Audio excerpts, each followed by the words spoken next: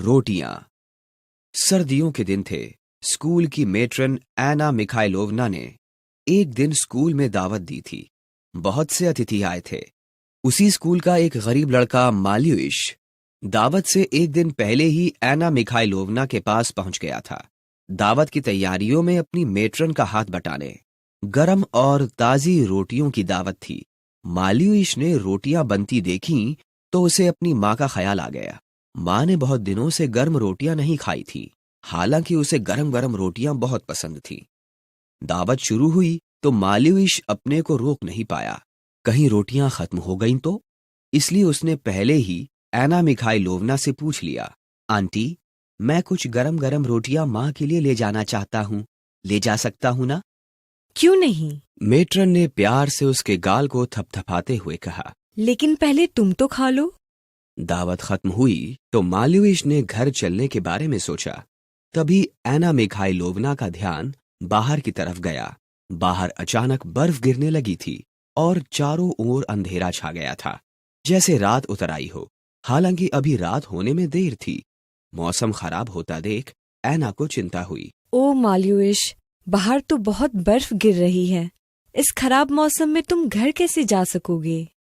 माल्युइश ने खिड़की से झांककर देखा तो क्षण भर के लिए वह निराश हो गया। मगर जैसे ही उसे अपनी माँ के लिए गरम गरम रोटियां ले जाने की याद आई, वह उत्साहित होकर बोला, आप मौसम की चिंता ना करें आंटी, मेरे पांव अपने घर तक का रास्ता अच्छी तरह पहचानते हैं।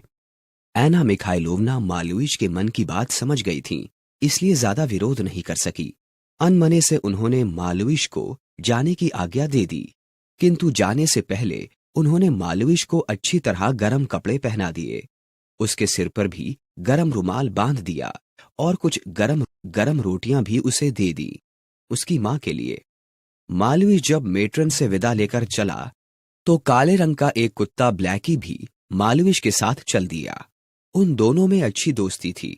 एना मिखाइलोवना उन्हें छोड़ने दरवाजे तक आई तो उन्होंने महसूस किया कि मौसम लगातार खराब होता जा रहा है। बर्फ के बड़े बड़े गुबार तेज हवा में सरसराते उड़ रहे थे। धुंध इतनी अधिक बढ़ गई थी कि 2-3 हाथ की दूरी पर भी कुछ दिखाई नहीं दे रहा था। बर्फ और कोहरे ने रोशनी को पूरी तरह ढक लिया था। एना ने फिर एक बार माल्युइश को रोकना चाहा, किंतु कुछ सोचकर वे चुप रह गई। माल्युइश और ब्लैकी कुछ दूर जाकर ओझल हो गए तो एना ने अपने कमरे में लौटकर एक किताब उठाई और पढ़ने बैठ गईं। लेकिन पढ़ने में उनका मन नहीं लग रहा था। वे माल्युइश के बारे में सोच रही थीं और रह रहकर खिड़की से बाहर झांक लेती थीं। बर्फ और हवा ने अब बर्फानी तूफान का रूप ले लिया था। जितनी तेजी से बर्फ की आंधी बढ़ रही थी, उससे कहीं तेजी से एना की बेचैनी बढ़ रही थी। अचानक उन्होंने कुछ सोचा और तेजी से गर्म कपड़े पहनकर बाहर गली में निकल आईं। किंतु जब अकेले जाने की हिम्मत नहीं पड़ी तो उन्होंने पड़ोस के एक लड़के इवान को साथ ले लिया। बर्फीली हवा के थपेड़े और तीखे हो गए थे। इवान अपने साथ लाई छड़ी से रास्ता टटोलता हुआ आगे बढ़ रहा था और एना बहुत संभलकर तेजी से उसके पीछे बढ़ रही थी। काफी देर और बड़ी कठिनाई से वे लोग माल्युइश के घर पहुंचे, जो स्कूल से बहुत अधिक दूर भी नहीं था। उन्होंने दरवाजा खटखटाया तो माल्युइश की माँ फेडोशिया ने ही दरवाजा खोला, किंतु एना के साथ इस मौसम में माल्युइश के बजाय किसी और लड़के को पाकर वह चकित रह गई। इससे पहले कि फेडोशिया कुछ पूछ पाती, एना मिखाइलोवना इवान के साथ तेजी से अंदर आई और दरवाजा बंद कर दिया। एक निगाह उसने घर में दौड़ाई और वैसा कोई संकेत ना पाकर पूछ लिया, माल्युइश कहाँ है? माल्युइश? फेडोशिया ने सुना तो कलेजा मुंह को आ गया। क्यों? वह तो कल से स्कूल गया है और उसके बाद अभी तक नहीं लौटा है। एना मिखाइलोवना को जैसे सांप सूंघ गया। उनके पैरों की शक्ति जाती रही। अपने आप को संभाल नहीं पाई तो पास पड़ी कुर्सी पर धम से बैठ गईं। फेडोशिया एना की ओर फटी फटी आंखों से देख रही थी। वह कुछ समझ नहीं पा रही थी। किसी अनिष्ट की आशंका से उसका मन बैठा जा रहा था। ये सब देखकर घर के दूसरे छोटे बच्चे भी रोने लगे थे। किसी तरह मिखाइलोवना ने खुद को संभाला और इवान से कहने लगी, अब क्या करना चाहिए इवान? मेरा ख्याल है कि सब पड़ोसियों को इकट्ठा करके उसे तुरंत ढूंढना चाहिए। इवान दौड़ा दौड़ा फेडोशिया के पड़ोसियों के पास गया। कुछ ही देर में काफी लोग फेडोशिया की झोंपड़ी के पास जमा हो गए। सभी को माल्युष की चिंता हो रही थी। निरंतर खराब होते जा रहे मौसम की वजह से तरह तरह की आशंकाएं उनके मन में उठ रही थीं। माल्युष कहाँ होगा, कैसा होगा, उसे कैसे ढूंढा जाए। सब लोग यही सोच विचार कर रहे थे कि तभी एक लड़का वहां दौड़ता हुआ आया। काफी दौड़ने की वजह से वो हाँफ रहा था। उसने वहां जमा लोगों से लड़खड़ाते स्वर में कहा, उस छोटी पहाड़ी के पीछे गोदाम के पास एक कुत्ता लगातार भौंके जा रहा है। मैं वहीं से आ रहा हूं। ऐसे मौसम में, जबकि अन्य सभी जानवर कहीं ना कहीं दुबके छिपे बैठे होंगे, उस कुत्ते का भौंकना मुझे आश्चर्यजनक लगा। थोड़ा रुककर वह फिर बोला, मुझे लगता है वो कुछ कहना चाह रहा था। इस पर सभी ने खामोश होकर अपनी शक्ति कुत्ते के उस स्वर को पकड़ने में लगा दी। अचानक एना मिखाइलोवना को ध्यान आया कि जब माल्युष उसके घर से चला था तो उसका काले रंग का कुत्ता ब्लैकी भी माल्युष के साथ उसे छोड़ने आया था। एना के कान वायरलेस की तरह काम कर रहे थे। तभी उन्होंने पहचाना, ब्लैकी, ये ब्लैकी ही है जो माल्युष के साथ साथ आया था। एना के चेहरे पर उत्साह की एक तरंग दौड़ गई। चलो, हमें बिना वक्त गवाए माल्युष को खोजना चाहिए।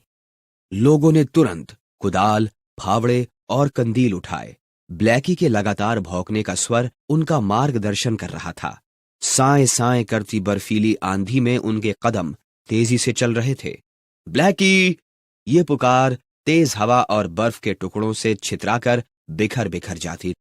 उसी तरह ब्लैकी के भौंकने का स्वर भी हवा की सनसनाहट के साथ कभी आता, कभी रुक जाता। धीरे धीरे ब्लैकी का स्वर स्पष्ट हो गया। उसके भौंकने में पीड़ा के संकेत भी स्पष्ट सुनाई पड़ रहे थे।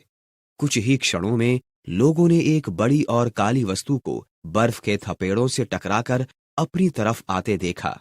मिखाइलोवना ने पहचाना, ब्लैकी, ब्लैकी! ब्लैकी ने जैसे पूरी ताकत लगाकर आखिरी बार दौड़ने की कोशिश की। एना के पास पहुंचकर उसने एक चक्कर काटा और गिर पड़ा। एना ने उसे धीरे से उठाया और गले से चिपका लिया। ऐसा करने से ब्लैकी में जैसे नई ताकत आ गई।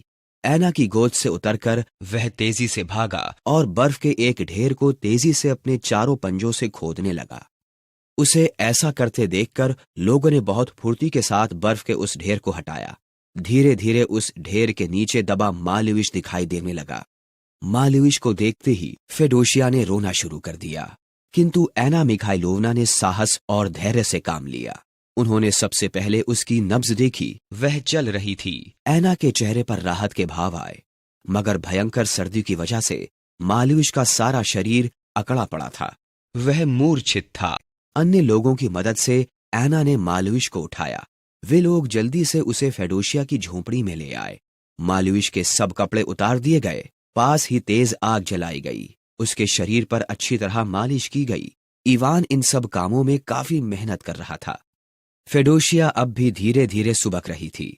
थोड़ी ही देर में माल्युष के शरीर में हरकत होने लगी। उसका अकड़ा हुआ शरीर धीरे धीरे खुलने लगा। यह देखकर उपस्थित सभी लोगों के चेहरों पर हर्ष की लहर दौड़ गई। माल्युष के छोटे भाई बहनों की आंखों में खुशी के आंसू भर आए। धीरे धीरे माल्युष ने आंखें खोल दी। वह आश्चर्य से चारों तरफ देखने लगा। वह समझ नहीं पा रहा था कि यहाँ इतनी भीड़ क्यों जमा हुई है। तभी उसकी नजर अपनी मां पर पड़ी। मां की आंखों में खुशी के आंसू थे। माल्युष उठ बैठा और अपनी मां के चेहरे को अपने दोनों हाथों में भरकर बोला, रो मत मां, देख मैं तेरे लिए मेट्रन के घर से गरम गरम रोटियां लाया हूं। मां ने कसकर माल्युष को अपने सीने से लगा लिया और फपक फपक कर रो उठी।